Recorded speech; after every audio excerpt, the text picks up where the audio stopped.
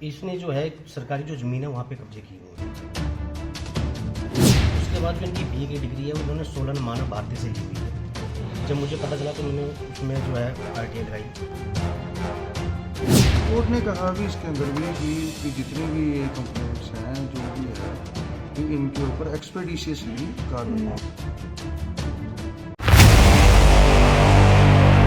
कालका के महेश उर्फ टिंकू के धोखाधड़ी के मामले में अदालत के फैसले का स्वागत करते हुए कालका निवासी सुनील दत्त ने पत्रकारों से बातचीत करते हुए कहा कि जो कार्य मौजूदा अधिकारी वर्षों तक नहीं कर सके वह हाई कोर्ट के दखल से संभव हो पाया है।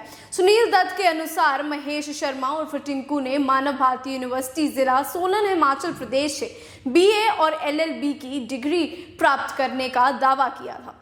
इसमें ये है भी उसने अपना कुछ फर्जी डिग्रियां लेके उसका एडवांटेज ले रहा है और सामाजिक रूप से कह रहे गलत है। तो मैंने इनसे डॉक्यूमेंट लिए और रिप्रेजेंटेशंस लिए जिससे मुझे थोड़ा सा लगा भी हाँ इनकी पटिशन बनती है, क्योंकि हाई कोर्ट के पास बहुत जुरिडिक्शन है, बहुत पावर है। अगर कोई एडमिनिस्ट्रेशन नहीं काम कर रही, गवर्नमेंट कोई एम्प्लॉई नहीं काम कर रहा, तो हाई कोर्ट डायरेक्शन दे सकती है और पब्लिक को इंसाफ दिलवा सकती है किसी प्रति।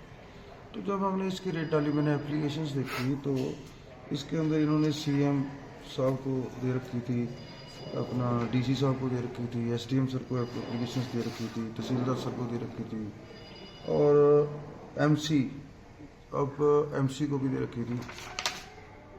तो सर डिग्री डीजीपी को सर एक छोटी सी एसएचओ और चीफ इलेक्शन, इन सभी को रिप्रेजेंटेशन दी और जो फर्जी डिग्रीज हैं उनके बेस पे इसने इलेक्शन भी लड़ा। और वार्ड नंबर 6 का जो हमारे पास डॉक्यूमेंट है, वार्ड नंबर 6 का आज की डेट में ये म्यूनसिपल काउंसिलर है जी, और ये बहुत गलत बात है। सर जैसे आप कह रहे हो कि वो एमसी के इलेक्शन लड़े हैं और एमसी है आज, तो क्या वहाँ इनकी डिग्री चेक नहीं हुई? ऐसा है मैम, जैसे हम कोई डॉक्यूमेंट एफिडेविट देते हैं, जब तक उसकी कोई कंप्लेंट नहीं देगा तब तक चेक नहीं करते। एडमिनिस्ट्रेशन को जो सुनील जी ने काम किया being a citizen of India, इन्होंने अपनी रिप्रेजेंटेशन दे दी और अब एडमिनिस्ट्रेशन ने आगे काम करना है। एडमिनिस्ट्रेशन ने उस पर काम नहीं किया, that's why we move to the high court. Now एक बात और बताता हूँ, अब एमसी को सुनील कुमार जी ने application the, it's on a record. MC को इन्होंने एप्लीकेशन दी, एमसी की तरफ से इनको जवाब आया भी निशानदेही की पैसे आपको देने पड़ेंगे। अच्छा, इट इज अ टैक्टिक्स भी, इस पे 1.5 लाख रुपया खर्च होगा, ये आपको देने पड़ेंगे। इसका लेटर है ऑन रिकॉर्ड जी जी भी कि इनसे पैसे मांगेंगे और ये निशानदेही नहीं कराएंगे। तो अब जब कोर्ट ने क्या बनती है, ऑर्डर कोर्ट ने कहा भी इसके अंदर भी जितनी भी कंप्लेंट्स हैं जो भी है भी इनके ऊपर एक्सपेडिशियसली कार्रवाई होगी। और एक्सपेडिशियस का मतलब ये होता है कि विद इन 14 डेज और विद इन 1 मंथ इसको लिंगर ऑन नहीं कर सकते। तो किसको ऑर्डर जारी हुए हैं? सभी को sir, these are the 14 person and 15th is Mahesh Kumar Sharma.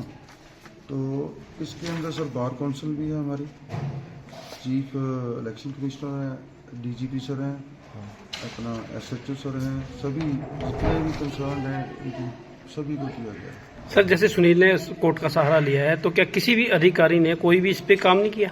Sir ऐसा है सर, जो मुझे लग रहा है ना सर, जो ये एप्लीकेशन पेंडिंग है, ये ऐसी पता नहीं कितनी एप्लीकेशन पेंडिंग है। इसके मुझे ऐसा लग रहा है सर, यहाँ तो वर्कलोड बहुत ज़्यादा है, जहाँ ये मुलाजिम ही थोड़े बेचारे अपना जॉब प्रति सिंसियर नहीं।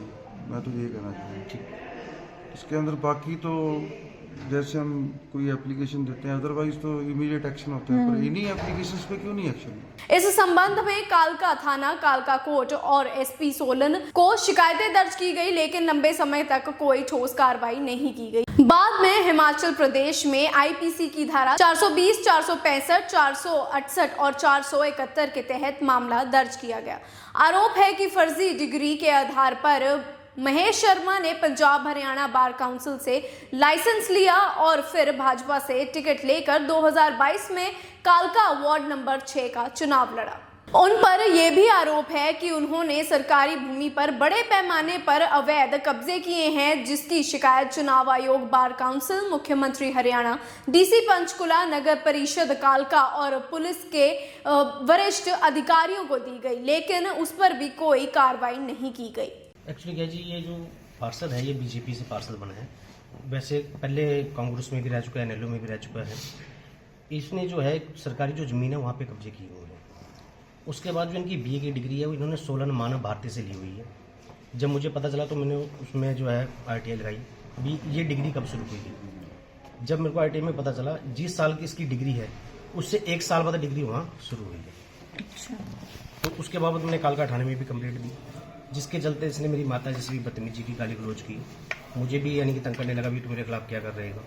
मेरे खिलाफ काफ़ी कंप्लेंटें भी दी। उसके बाद मैंने कालका जो है कोर्ट में भी केस डाला था, 202 की इंक्वायरी की, परंतु साल तक वहाँ भी कोई जवाब नहीं है। एक शिकायत मैंने जो है 16 ने दी थी एसपी को, जहाँ पर उन्होंने उस मेरी शिकायत पर संज्ञान लेते हुए जो है पर्चा दर्ज कर दिया, जिसमें इसमें आईपीसी की धारा 420, 465, 468, 471 के तहत मुकदमा दर्ज है और ये जो है पुलिस बेल पे बाहर है। तो अभी कोर्ट में क्या रहा, क्या पाया गया उसमें? कोर्ट का जो फैसला है मैं बहुत ही अच्छा फैसला है, क्योंकि कार्रवाई ना कहीं तो इंसाफ तो जिंदा है। तो हम कोर्ट में गए थे, कोर्ट में जो हमारी जो सुनवाई हुई है सभी जो अधिकारियों को आदेश दिए गए हैं भी जल्द से जल्द इसका जो है हल किया जाए और सच्चाई जो है सामने आ सके। और बड़ी दुख की बात है, कालका जो भैरू की शहर उसमें 400 बिग्गे से ऊपर का जो रकबा वो भैरू की शहर का है। वहाँ पर अगर मैं आपको कागज़ दिखाऊँ तो वहाँ पर एक अस्पताल बना हुआ है कागजों के अंदर, सामलात भूमि पर, परंतु अस्पताल वहाँ पे है ही नहीं। है तो कहाँ पे लुप्त है, कहीं ना कहीं वो किराए पे दिया होगा। अब मैंने जो ये मुद्दा उठाया उन्होंने मेरे को काफ़ी धमकी भी दी और ये भी कहा कि मारेंगे या झूठे पर्चे। जब मैंने इस पर हिमाचल में पर्चा गिरा उसके बावजूद मेरे खिलाफ और मेरे बेटे के खिलाफ भी इन्होंने जो शिकायत पत्र दिया, काफ़ी जगह में थाने में गया, जवाब दिया और उसमें कुछ नहीं निकला, क्योंकि सच्चाई तो सच्चाई है। आज भी सच्चाई रहेगी, कल भी रहेगी। सर, जब आप जमीन गबन की बात कर रहे हैं जहाँ पे इन्होंने करी है और भी कई मामले पर हैं, तो क्या किसी और का भी हाथ है या अकेले नहीं की हुआ है? देखो जी, हाथ तो कईयों का होगा, कुछ कहना नहीं चाहता, राजनीतिक भी होंगे और प्रशासन का भी हाथ होगा, क्योंकि कब्जा करना प्रशासन, वहाँ पानी के कनेक्शन, बिजली के कनेक्शन बिना नक्शे के नहीं मिलते, कैसे मिले हैं, कहीं ना कहीं ये बहुत बड़ा इसमें सिस्टम निकलेगा और जब सामने आएगा तो कई चेहरे जो सामने आएंगे।